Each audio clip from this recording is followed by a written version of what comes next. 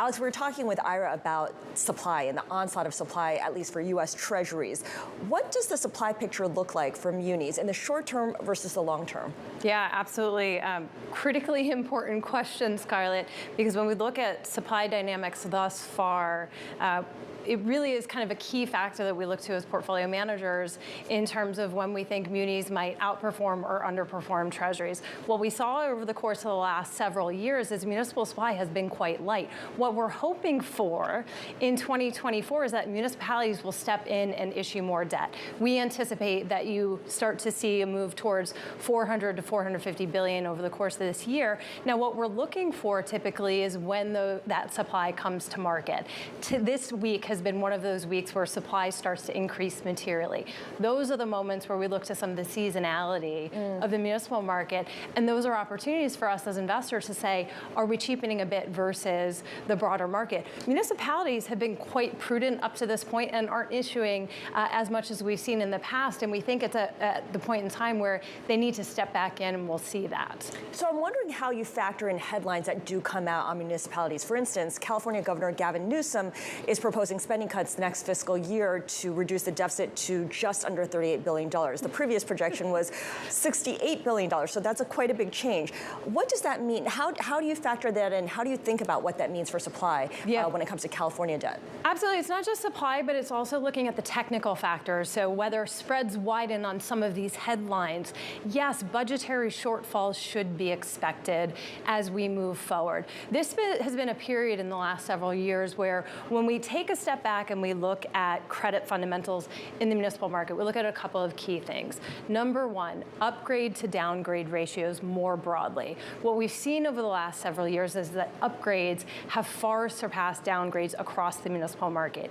80% ratio when you look at tax-backed sectors, so think state and local government debt, 70% ratio when we looked at revenue-backed bonds. The next thing we look to, of course, are these periods where we enter into a bit of a slowdown. Now, the Fed is telling us we believe that the economy is slowing, right? They're saying that we can back off a little bit from here. So it shouldn't be a surprise that tax receipts are declining and some of these budgetary shortfalls exist. What we're looking towards is what are the responses to that? You mentioned Gavin Newsom. I think we also have all seen many of the notes that they will tap into reserve funds as needed, potentially raise taxes. The wealth tax, of course, is being talked about right now. So there's a lot of fiscal flexibility here, and that's really important. Now, what we're looking towards is not just the issuance that then is required, although municipal issuance is usually for the use of some type of project finance, but I think importantly, if some of this noise around headline risk turns into negative watches by credit agencies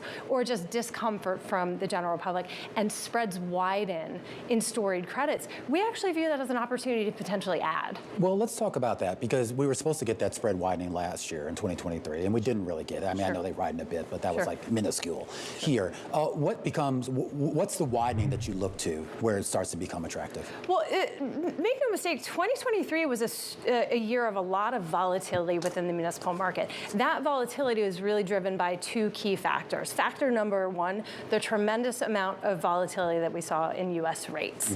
And munis will always move along with. In periods in which we see supply elevated in the municipal space, and it's not just new issue supply, but it's also looking at secondary selling pressures. You had a period in 2022, tremendous outflows, 2023, a little bit better in terms of fund flows, and so you did have periods in which spreads might widen in certain sectors, in certain credits, in certain structures. As those things were happening for us, we love that in high quality credits because it creates opportunities to invest and add. Now, spreads have tightened. Ratios have become much richer over the last couple of weeks. That's driven by a little bit more stability that we got out of the rates market coming out of November and December. But the economic picture is still there, and if you broaden it out from just munis and you look at the broader credit landscape, fixed income landscape, there's been a lot of chatter about whether we're headed towards some sort of credit down cycle, if you will, here. And we had some downgrades on some companies today, primarily because of that over at BMO. I'm wondering if that is a concern for you right now.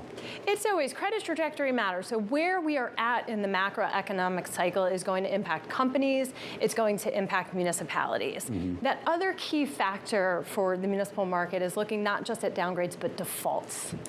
Defaults are a really key indicator. I think investors historically have been terrified of municipal credit relative to corporates. When you look at default statistics on both an absolute and relative basis, they are quite low, both in the near term and over the long term. Defaults in the muni space, 1% last year. Does that tick up a little bit over the course of the next year? Yes, I think so. That seems realistic.